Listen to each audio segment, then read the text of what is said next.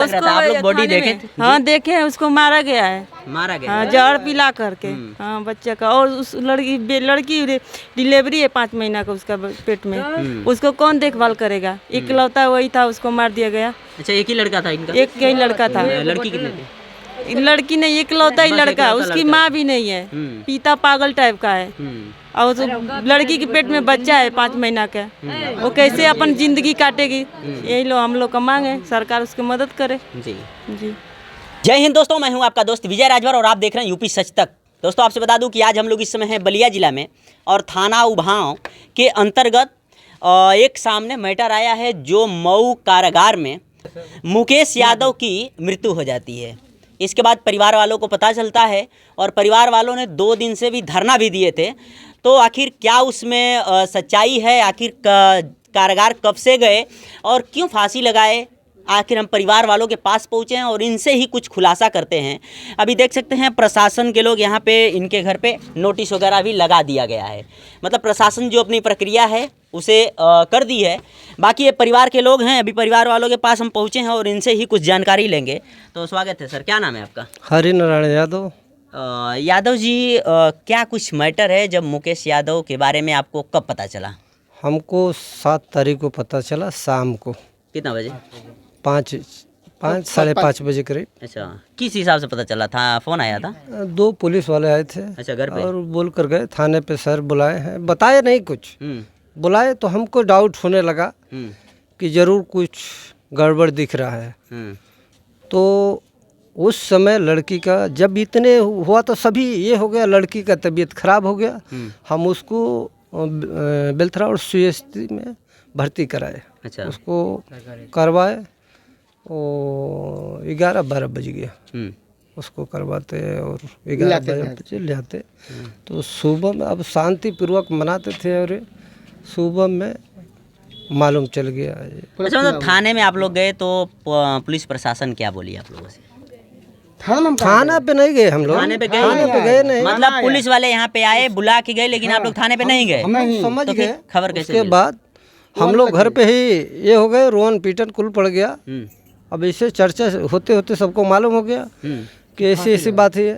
Police का आरोप है, ये है कि फांसी लगाया है। हमारा, हम लोगों का आरोप है उसको जहर देकर मारा गया है। अच्छा। और इसकी न्यायिक जांच की मांग पे हम लोग अड़े थे, और उस पे तो लिखित दिए हैं एसडीएम साहब, एडीओ साहब, प्रशासन द्वारा, कि इसकी जांच होगी। अब देखिए क्या होता है।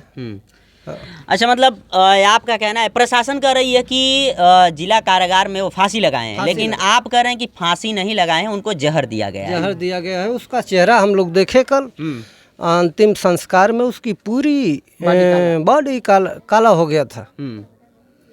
अब का फांसी वाला लाश तो काला नहीं होता भी। तो बहुत गंभीर ये है, और ये जांच से ही इसका ये पता चलेगा। हमको ये है सरकार से उम्मीद कि वो जांच कराएगी, आज न कल वो कराएगी, या दूध का दूध पानी का पानी वो करेगी। अच्छा, मुकेश यादव आखिर थाना गया, जेल गया क्यों? जेल पुलिस वाला किया? नहीं, जेल गया। वो 6-7 महीना पहले एक लड़की लेकर भाग गया जी। लेकर भाग गया। वो दिल्ली 4-5 महीना भाग कर उधर ही कमा खा रहा था। पुलिस आकर घर पे टार्चर करने लगी घर वालों को। तो टार्चर करने लगी तो उसको दबाव डाला गया। पहले पता लगे, पता नहीं था, पता लगाते लगाते उसका पता चला। उसके ऊपर उसको बोला गया कि भैया तू आ जा, घर वालों को परेशान कर रही पुलिस। तो जब शादी ही कर लिया है और तेरे को उसी के साथ में रहना है तो आइए। और हम जानते हैं ये तो सभी का ये है आधार, उसका 23 और 24 है, तो वही शादी तू वैसे भी कर लिया, पुलिस भी करके भेजेगी। हमको पूरी विश्वास था कि पुलिस शादी करके भेज देगी। उसी की 2-3 दिन पहले का मैटर हमारे यहाँ का भी गया था। वो लड़की दोनों नाबालिग थे, उसको भेज दी पुलिस, जाइए आप लोग। दोनों नाबालिग लड़की लड़के थे उसको भेज दिए। तो हमको भी हुई था थोड़ा डर पैदा करने के लिए रोके होंगे चाहिए, इनको भेज दिया तो 2-4 दिन में उसको भी भेज देगी, इसे करते करते वो। तो इसके बाद मुकेश आए, थाने में गए तो क्या हुआ? थाने में गए, थाने से जिला पे उसको फास्को 76। अब ये जांच की विषय है और इस पे हमको भरोसा नहीं हो रहा। वो साफ सुथरा 26 लड़का, उसमें गलती इतना ही था कि लड़की लेकर भाग गया, उसका उतना ही दोष था। मतलब आपको ये लग रहा है कि, और आप ये कह रहे हैं कि प्रशासन उसको झांसे दे करके दिल्ली से बुलवाती है कि आप थाने में आइए और जो आप लड़की लेकर के भागे हैं उस केस को सॉल्व किया जाए, तो शादी ब्याह कर लिए हैं तो उसको ख़त्म किया जाए। उसके बाद वो आते हैं और उसके बाद वहाँ से सीधा जेल भेज दिया जाता है। जेल भेज दिया जाता है। अच्छा, लड़की कौन से समाज की है? तुरह समझ गए। अच्छा, और ये यादव जी हैं? यादव जी। तो क्या लग रहा है आखिर इस मामले को आगे कौन बढ़ाया, या लड़की वाले, लड़की के पक्ष के लोग? हाँ जी, इसको आगे बढ़ाते हैं। लड़की देखिए, ये क्लियर हम नहीं जान रहे हैं कि लड़की वाला, लेकिन अब आपके घर का हो या हमारे घर का, एक एप्लीकेशन तो हम डालेंगे ही कि हमारे लड़की भाग गई है और अपना जिम्मा छुड़ाएंगे। अच्छा, तो इस समय उनकी वाइफ कहाँ पे है? उनकी वाइफ हमारे घर पे है। घर पे ही है। अच्छा, तो इसके बाद अभी प्रशासन के लोग इस समय कुछ बोले हैं आकर के? अभी तो नहीं बोल रहे हैं, कल से जब ये हो गया। लेकिन देखिए, हमको डाउट है, हमारे ऊपर कुछ भी हो सकता है और हमारे तरफ से इस पे जिम्मेदार व्यक्ति उभाव थाना पहले और एसडीएम साहब और एसपी साहब, यदि हमारे ऊपर कुछ भी होता है, किसी प्रकार का खरोच भी आता है, उसका जिम्मेदार ये पूरी टीम होगी, उभाव थाना, एसडीएम और एसपी साहब जी।